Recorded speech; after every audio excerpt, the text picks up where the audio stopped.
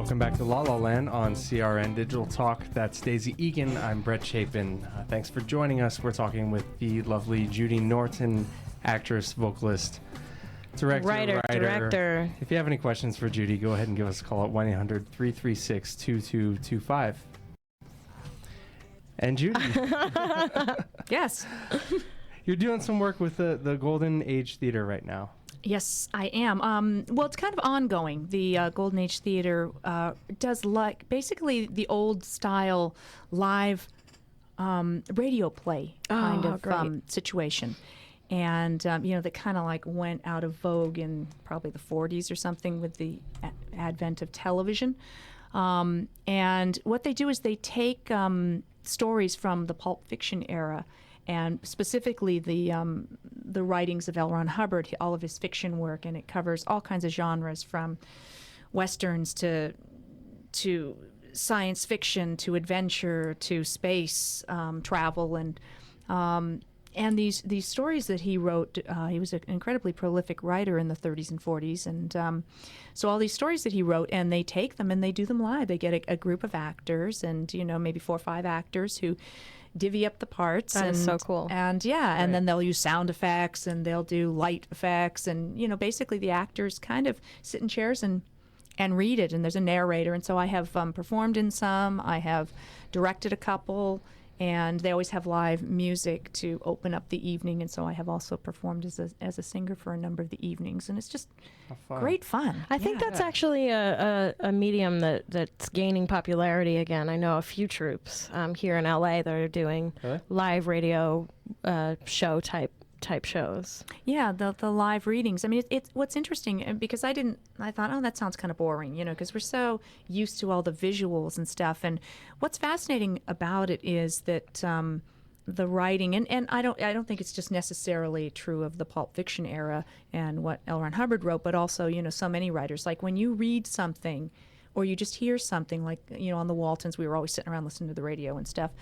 You have to create your own imagery. Mm-hmm. Right. And so it really is much more interactive with the audience, because as they're hearing these, they're creating the whole scenario, because you're reading some Western adventure and things are going on, and you're having to put those people there on those horses and galloping through the dusty, dry, desert. And Sure. And it's kind of cool. So you can't just sit back and it's zone not passive. out. Absolutely it's not. Definitely an active yeah.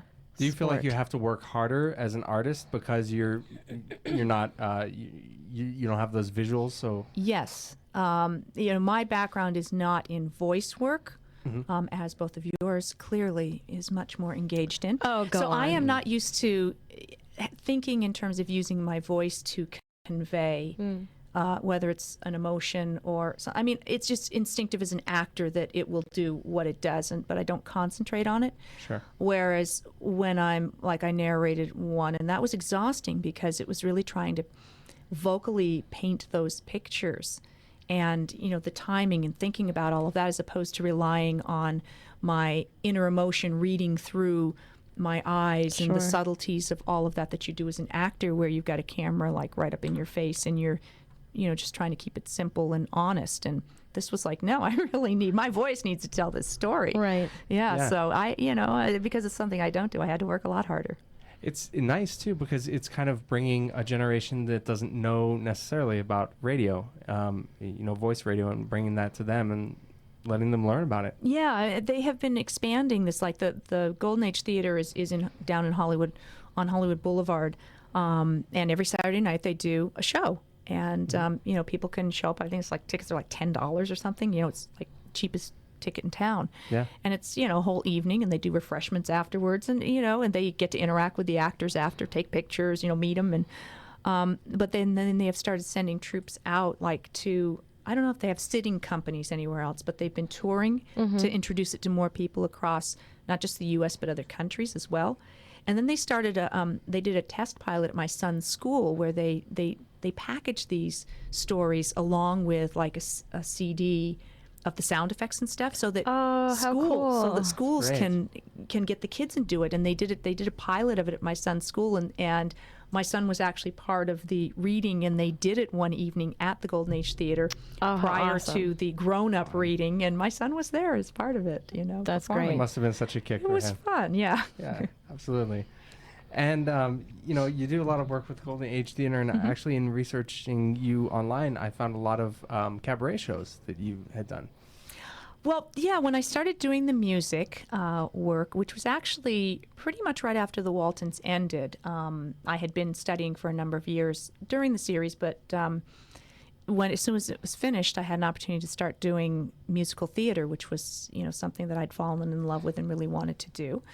And so for the longest time, it was always kind of like, okay, well, I'm an actor who sings, and I would kind of like hide behind that. It's like, you sing, well, I'm an actor who sings, because I was so terrified that I might not sing brilliantly that I thought, well, if they know I'm an actor first, then it excuses any errors and flaws in my singing. And it was years and years before I went, well, maybe I could just like go out and just sing without hiding behind a character. And I took the longest time to get up the nerve to do that. And finally, I started doing that, and I just found that I loved the concert work as well. So I started doing more concert work and cabaret stuff and things like that. I do the same. I tend toward that as well. Even though I've been singing for as long as I've been acting, I still, caution people. I'm an actor who sings. I'm not, I'm not Audra McDonald. We're funny bunnies, aren't we? Yes. That kind Although, of, I've got a friend, my friend Emily Bergel, who's been on Desperate Housewives and has had a great TV career and theater career, suddenly decided, you know what, I'm going to sing. And she did. And she wrote a cabaret. She brought it to New York. She got an album. I mean, wow. She just did it. She was like, I'm going to do this, and that's it. I'm doing it. And she did it. Yeah. Well, it's tough So when you come up as inspiring. an actor first, because when I first started singing in front of people, it's like I'd already had years of acting, and so I was up at a certain standard on that, and the problem was that I was already known. So if I went out and sang, Right. people expected me to be at the same standard as a Right. singer, both technically and performance-wise as I was as an actor, but I hadn't had all those years of practicing in the garage and doing all the small clubs and really Right. working through all of that, getting my chops up. And so it was terrifying, because if I made a mistake, they were like, oh, well, You feel naked. up there. totally. Yeah. So it took a Absolutely. long time to just get real comfortable with it and have the same ease with it that Yes. I have with the acting. You seem to have ease with it now based on your YouTube clips. Oh, well, thanks. Beautiful, beautiful. Thank you. If you have any questions for the lovely and talented Judy Norton, give us a call at 1-800-336-2225. That's 1-800-336-2225.